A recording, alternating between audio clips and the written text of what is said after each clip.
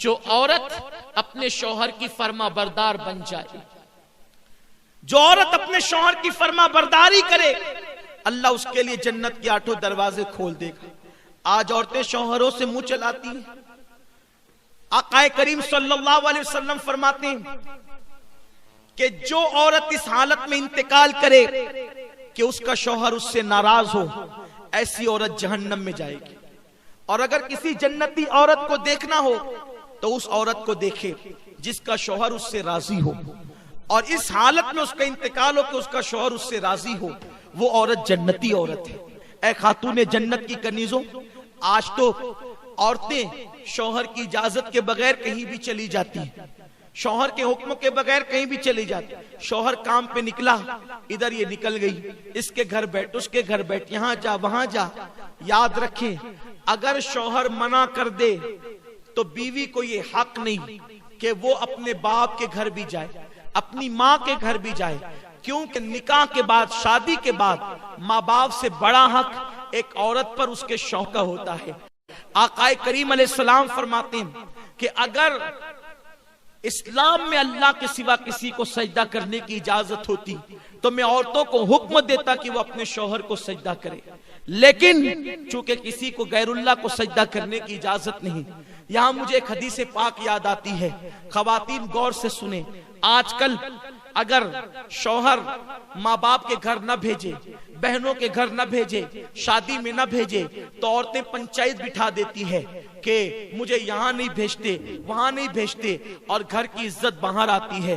آئیے دل کے کانوں سے اس حدیث پاک کو سنیں۔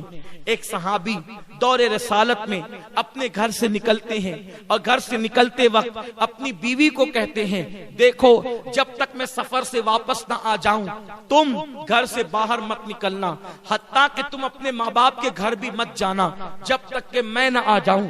لیکن ان کو خیال نہ رہا کہ میرے بعد پتہ نہیں کیا ہوگا، کیسے حالات ہوں گے، وہ بول کر تو چلے گئے۔ لیکن میری بہنوں سنو تو صحیح، ان کا گھر کہاں تھا؟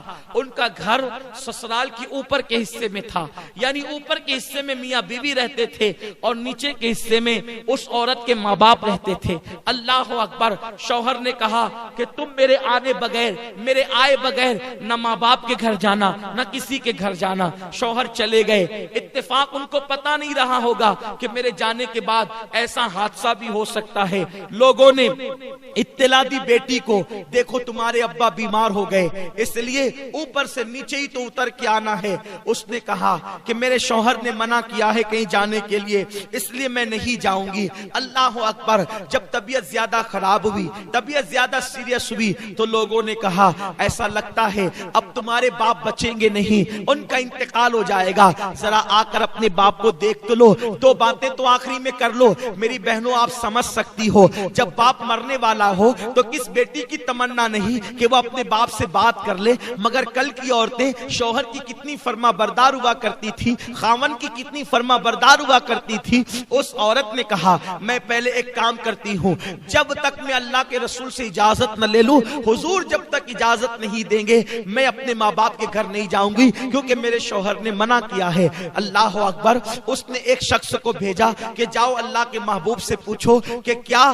میرے شوہر نے منع کیا ہے گھر سے باہر نکلنے کے لیے، تو میں گھر سے باہر نکل کر اپنے باپ کو دیکھ سکتی ہوں، بیمار باپ کی عیادت کر سکتی ہوں۔ آقا کریم نے فرمایا تمہارے لیے بہتر یہ ہے کہ تم اپنے شوہر کی فرما برداری کرو اور اپنے باپ کو دیکھنے نہ جاؤ، تمہارے لیے افضل عمل یہی ہے۔ وہ عورت رک گئی۔ کتنی صبر والی عورتیں تھی اس دور کی۔ میرے پیارے آقا علیہ السلام کی کنیزوں، ایسا نہیں ہے کہ عورتیں کچھ بھی کرے جنت میں چلی جائے گی، جنت میں جانے کے لیے قربانی دینی پڑے گی۔ میرے پیارے آقا علیہ السلام کی کنیزوں، اس کے بعد کچھ دن گزرے، خبر آئی تمہارے باپ کا انتقال ہو گیا، جنازہ تیار ہے، آخری صورت تو اپنے باپ کی دیکھ لو، آخری شکل تو اپنے باپ کی دیکھ لو۔ اس نے کہا اب ذرا دیکھو، ایک بیٹی اگر باپ کا انتقال ہو جائے اور بیٹی بمبئی میں رہے، دبئی میں رہے، سعودی میں رہے، وہ وہاں سے فوراً دوڑتی بھاگتی آتی ہے، اپنے باپ کا آخری چہرہ تو دیکھ لوں، اپنے باپ کی آخری شکل تو دیکھ لوں۔